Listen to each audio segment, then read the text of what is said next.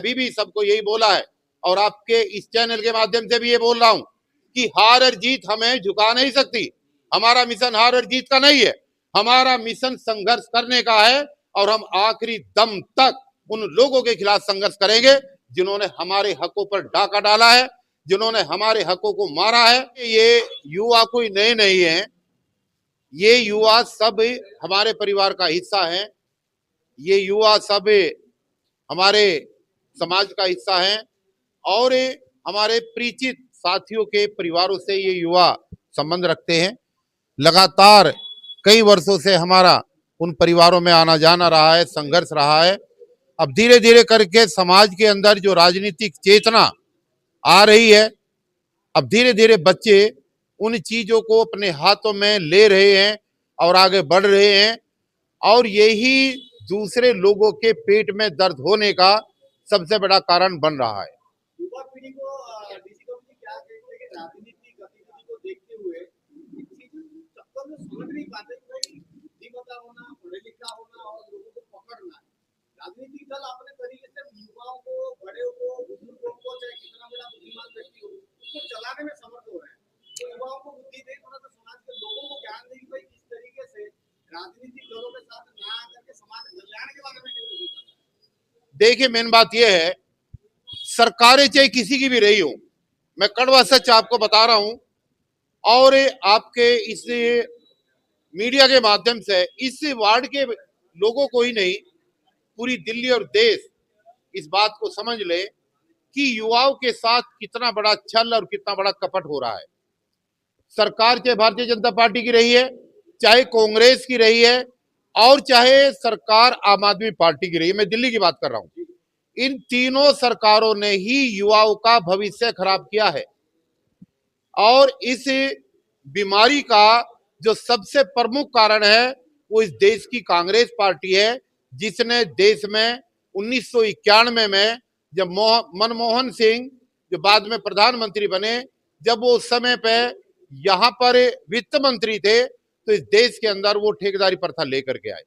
उस ठेकेदारी प्रथा को फिर बाद में आकर के भाजपा ने आगे बढ़ाया और बढ़ाते बढ़ाते अब आम आदमी पार्टी ने उतनी गहराई तक उसकी जड़ों को पहुंचा दिया कि ठेकेदारी प्रथा के अंदर युवाओं का भविष्य बिल्कुल धूमिल हो चुका है। दिल्ली के अंदर सरकारी विभागों में 6.5 लाख पद रिक्त पड़े हुए हैं, यानी कि 6.5 लाख लोगों को अगर सरकार चाहती तो सरकार उनको रोजगार दे सकती थी।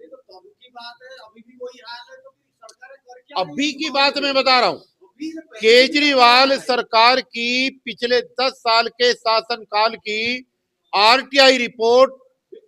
शुद्ध रूप से ये कहती है कि 10 साल के अंदर केजरीवाल सरकार ने दिल्ली के युवाओं को मात्र 429 लोगों को सरकारी नौकरी दी है। अब मैं ये जानना चाहता हूं, देखिए ये मुद्दा रिजर्वेशन का नहीं है, रिजर्वेशन का तो मैं इसलिए बना रहा हूं कि अगर 6 लाख लोगों को नौकरी सरकारी मिलती तो यहां पर 20% रिजर्वेशन के हिसाब से 1 लाख मेरे परिवार और समाज के बच्चों को भी नौकरी मिलती। मेरे 1 लाख परिवारों के घर में सरकारी नौकरी की मिठाई बंटती, दिवाली बनती, दिया जलता, लेकिन वो बच्चे आज 1 लाख बच्चे आज दर दर ठोकरे खाने के लिए मजबूर है। अब आ जाओ दूसरों को, 1 लाख अगर इनको नुकसान हुआ है तो 5 लाख कर्मचारी वो भी तो हैं जहां पर सरकारी महकमों के अंदर स्वर्ण जाति के ओबीसी के लोगों को भी नुकसान हुआ, यानी कि युवाओं का तो नुकसान किया ही है ना इस सरकार ने। यस, इसलिए सम्मानित साथियों, युवाओं जो इस वार्ड में काम करने वाले युवा हैं, वो चाहे किसी भी जाति के हैं, किसी भी धर्म के हैं और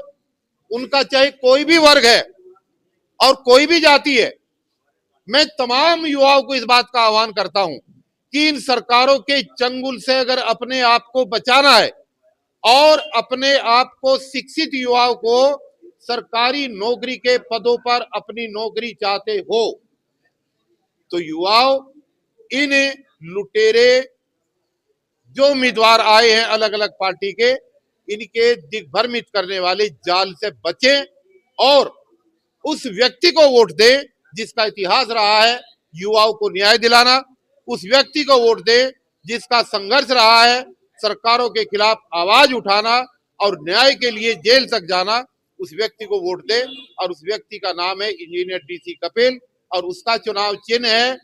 गैस का सिलेंडर, जो आपको 30 नवंबर के चुनाव के दिन आपकी मशीन पर चौथे नंबर पर मिलेगा। इसलिए जब आप अपना वोट डालने के लिए जाए तो चौथे नंबर का बटन दबाकर सिलेंडर को अपना वोट दे और आने वाले समय में अपने उज्जवल भविष्य के लिए संघर्ष के लिए तैयार रहें, ताकि हम सरकारी नौकरी प्राप्त कर सके। और ये बच्चे जो आए हैं, मैं इनको आश्वासन देता हूं कि जो सम्मान की माला आपने मेरे गले में पहनाई है, मैं जब तक जीवित हूं इस जन जनार्दन को साक्षी मानकर और ईश्वर को साक्षी मानकर मैं प्रतिज्ञाबद्ध हूं, मैं वचनबद्ध हूं कि आपको कभी धोखा नहीं दूंगा। और जितना मेरे से हो पाएगा आप लोगों को आगे बढ़ाने के लिए मैं पूरा प्रयास करूंगा। मेरी हार हो या जीत हो, मैंने कल भी कहा था, हम हार जीत के लिए चुनाव नहीं लड़ रहे। मैं इसमें एक चीज और जोड़ना चाहूंगा कपिल जी, देखिए अभी आने वाले 1 साल लगभग 1.5 साल से ज्यादा समय है, अभी जो चिंगारी अभी जो आग आपने बनाई है, फिलहाल के चुनाव में चाहे कुछ भी परिणाम हो, ये 1.5 साल अगर आपने कड़ी मेहनत और इन्हीं कड़ी को मजबूत करके रखा, मुझे लग रहा है कि बहुत बड़े आंदोलन। देखिए ये एक सामाजिक आंदोलन है, ये एक सामाजिक आंदोलन है, ये सोशल जस्टिस का आंदोलन है। और देखिए दिल्ली इतनी बड़ी है भाई, एक ही क्षेत्र में तो काम नहीं हो सकता, काम तो भिन्न भिन्न क्षेत्रों में करना पड़ता है। मैं तो लगातार काम करता हूं। वो बात अलग है कि पहले देश के और दिल्ली के अलग अलग वार्डों में दूसरी जगह काम किया, 70 विधानसभाओं में अलग अलग जगह संघर्ष होता रहा। यहाँ पर कोई ऐसा मुद्दा नहीं था, लेकिन अब मैं वचनबद्ध हूँ इस बात के लिए। मैंने अभी भी सबको यही बोला है और आपके इस चैनल के माध्यम से भी ये बोल रहा हूँ कि हार और जीत हमें झुका नहीं सकती। हमारा मिशन हार और जीत का नहीं है, हमारा मिशन संघर्ष करने का है। और हम आखिरी दम तक उन लोगों के खिलाफ संघर्ष करेंगे जिन्होंने हमारे हकों पर डाका डाला है, जिन्होंने हमारे हकों को मारा है और जिन्होंने हमारे युवाओं की नौकरी छीनी है, आरक्षण छीना है या मिशन को खराब किया है। और विशेष रूप से एक बात कहना चाहता हूं कि जिन लोगों ने इस देश के अंदर बाबा साहब के संविधान को मिटाकर यहां पर मनुस्मृति लागू करना चाहते हैं, भारतीय जनता पार्टी और आरएसएस के लोग, वो इस मीडिया के माध्यम से कान खोल करके सुन लें कि जब तक बाबा साहब के सैनिक इस देश के अंदर जिंदा हैं और जब तक डीसी कपिल जैसे लोग जिंदा हैं, चाहे कुछ भी हो जाए, इस देश के अंदर मनुस्मृति लागू नहीं होने देंगे और बाबा साहब के संविधान की आखिरी सांस तक रक्षा करेंगे।